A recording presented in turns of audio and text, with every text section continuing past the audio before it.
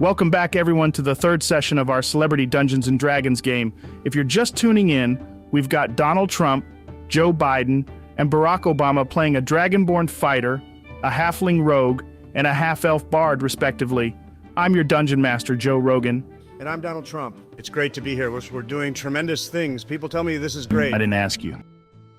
Last time, our adventurers found themselves in the town of Willowdale, which had been plagued by strange goblin attacks. A bit of investigation and a run-in with a goblin ambush led them to a map of the goblin's hideout. Undeterred by the unexpected encounter, our party decided to give chase and infiltrate the goblin camp. Now, as we return to our story, the group is on the outskirts of the goblin camp, plotting their next move. So, let's dive right in. As you look out over the camp, you see a collection of ramshackle huts clustered around a large central hut that appears to be the chieftain's dwelling. There are goblins moving about, engaged in various tasks. In the distance, you spot a hut that seems to be guarded more closely than the others. So, what do? The Donald is no coward. We go straight in, no sneaking around. We've got the element of surprise. Hold on, Donald. Maybe we should take a moment to assess the situation. We don't know what we're walking into. I agree with Barack. We need a plan. Fine, and we'll do it your way. But I'm leading the charge when we go in. No one is better at charging than me, believe me. Okay, if you're trying to sneak in, I'll need stealth checks from all of you. Remember, you add your dexterity modifier, and if you're proficient, your proficiency bonus. The Donald is always stealthy, very stealthy. I rolled 7. But remember, I have a +2 modifier. That makes it a 9, Donald. I know that, Joe. I got a 14 here, and with my +3 modifier, that's a 17. Let me see. Oh, it's a 10, and I have a +4 modifier. All right, with those rolls, you manage to creep closer to the camp, sticking to the shadows. As you approach, you see the hut where the prisoner is supposed to be. It's a small ramshackle structure, barely standing, but it's the only building in this part of the camp. What do? I'm going in there. There's no time to waste. Hold on, Donald. We don't know what's in there. We're here to rescue the prisoner, aren't we? That's what heroes do. They don't just stand around talking about it. All right, Donald, as you approach the hut, you can hear the faint sound of someone grumbling from inside. What do? I kick down the door. No one can stop the Donald. All right, you kick down the door. It's flimsy enough that you don't need to make an ability check. The room is dark, but you can see a figure huddled in the corner. It's a half-orc, bound and gagged. He looks up as the door falls in, surprise in his eyes. Who's next? I follow Donald into the hut. Are you okay, sir? We're here to help, I say to the man. As you approach, the man nods, relief flooding his face. He seems to be trying to say something through his gag. Do you remove it? Yes, I do. I'm not afraid of anything. I remove his gag. As you remove the gag, the man coughs a bit and then grins. About time someone came to rescue me. He says. The names? All right, so before we continue, we have a new player joining us today. Welcome, Alex Jones. Thank you, Joe. It's great to be here playing D&D with all of you. Wait, we're actually doing this? Alex Jones playing D&D with us? Yeah, Barack, Alex promised to behave. Right, Alex? Absolutely, Joe. I'm just here to have a good time and play some D&D. Alex, why don't you introduce your character to the group? Well, Joe, I'm playing a character named Thokk. He's a half-orc barbarian, a big, strong guy, kind of like me in real life. He's got a little bit of a paranoid streak, always suspecting that there's more going on beneath the surface. He's dedicated his life to exposing a big conspiracy controlling the world, interdimensional demon worshippers and all that. Can't wait to see how he does in this campaign. All right, you guys see this half-orc tied up in the corner of the hut. He looks beat up, but he's still conscious. I go up to him and cut the ropes. You all right there, big guy? Thokk grunts and rubs his wrist as he gets up, looking at the dragonborn with a suspicious glare. Who are you people? We're the good guys, I think. We came here to figure out why these goblins are attacking Willowdale. Thokk grunts again. Good. I've been trying to do the same. Got captured trying to sneak into their camp. They're definitely up to something. Do you know what they're looking for? Or who's behind this? Not exactly, but I've heard them talking about some sort of magic item, and there's a big, important-looking hut further into the camp. Might be worth checking out. Sounds like a solid lead. What do you guys do next? The Donald strides up to Thokk, claps him on the shoulder. We're going to that big hut. You're coming with us. Harmonious raises an eyebrow at Thokk. You okay with that? Thokk gives a nod of affirmation, wincing slightly at the force of the Donald's slap.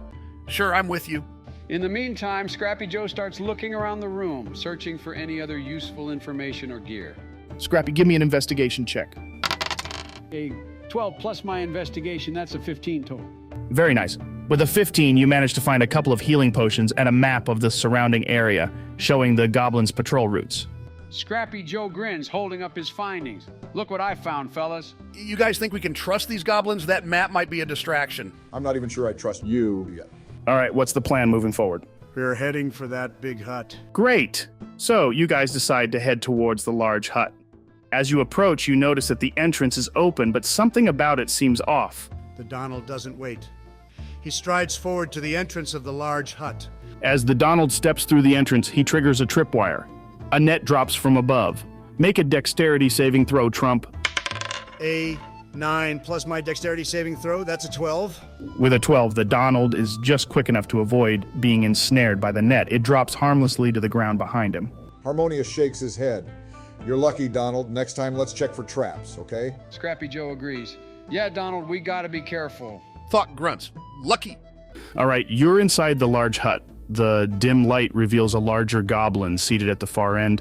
He's decked out in more elaborate armor than the other goblins you've seen. This is clearly the chieftain.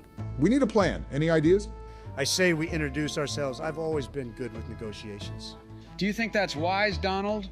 These goblins haven't been too friendly. We fight. All right, it seems we have two contrasting ideas here, negotiations or fight. You need to decide. If we fight, we need to know what we're up against. Any signs of other goblins in the room, Joe? You do notice some movement in the corners of the room. There may be more goblins hidden in the shadows. Who cares about some measly goblins? We can handle them. Donald, this isn't about bravado. We need to be smart. Then we fight smart. We surprise them. So is that the plan? You're going for a surprise attack? Considering the circumstances, I think we may have to side with Thokk on this one.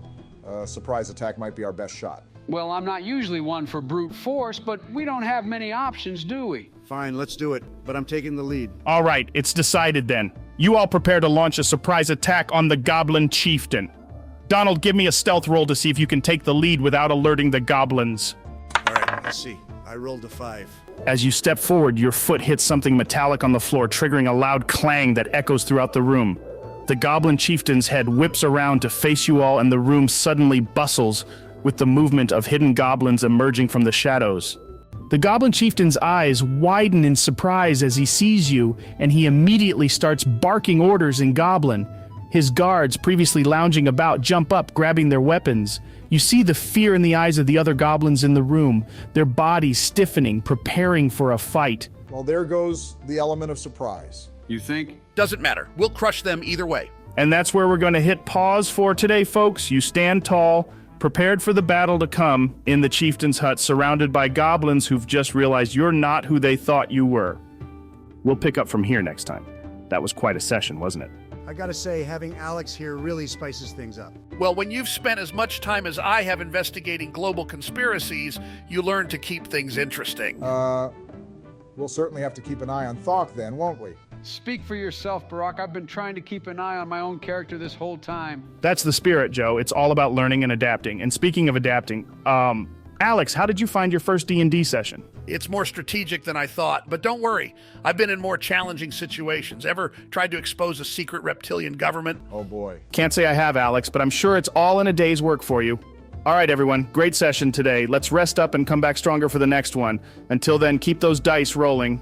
And that's a wrap, folks. Thanks for being with us for another wild episode of Celebrity Dungeons & Dragons. We've made some new friends, faced some new foes, and I can't wait to see where this adventure takes us next. Stay tuned, and we'll see you next time. Good night, everyone.